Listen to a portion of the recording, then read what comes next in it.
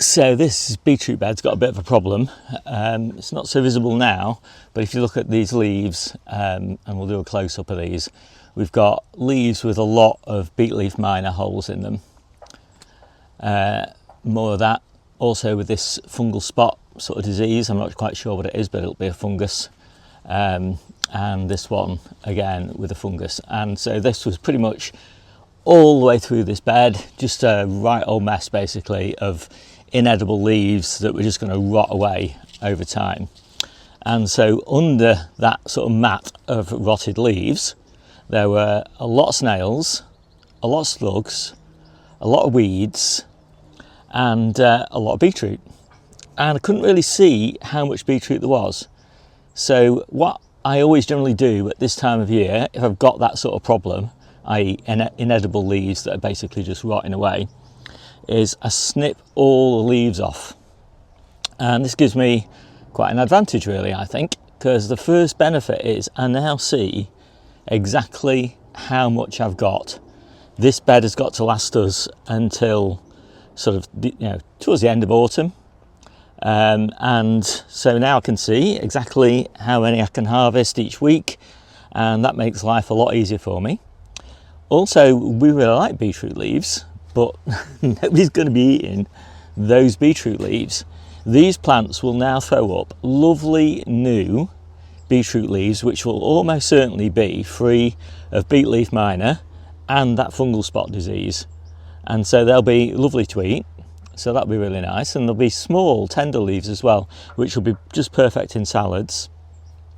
Of course, I've also taken the opportunity to clear the whole bed out of slugs and snails, which is a big bonus because, in spring when I get this bed replanted, or even in late autumn when I get this bed replanted, it will be then much more likely to be free of slugs and snails because they won't have been laying any eggs in here.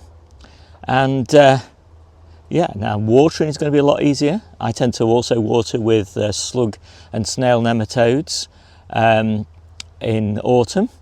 And so that's going to be much easier because that will soak into the ground rather than just sort of sit on the leaves. Just loads and loads of benefits. I tend to not always do this. I do it only when I've got this problem with the leaves, and that doesn't always happen in summer. But obviously we're quite stressed this year with drought, and so it was definitely worthwhile doing. I've got another bed at home. I'm going to do the same thing with that in the kitchen garden. It looks a little bit nicer as well, even though it looks, kind of quite strange. It's a lot nicer than a bed of rotten leaves. So the big bed at the back, full of beetroot, that we're going to be eating in winter, all the way through winter and into spring, that is looking fine at the moment. Nice big leaves, very few problems, because it's netted, so there's not a lot of problems with beet leaf minor. And not as many problems with weeds because I gave that bed a better weed than I was able to give this one before I planted it. And so I'm going to leave the leaves on that. I will, however, be taking those leaves off as well in about sort of October, maybe early November, something like that, for pretty much the same reasons.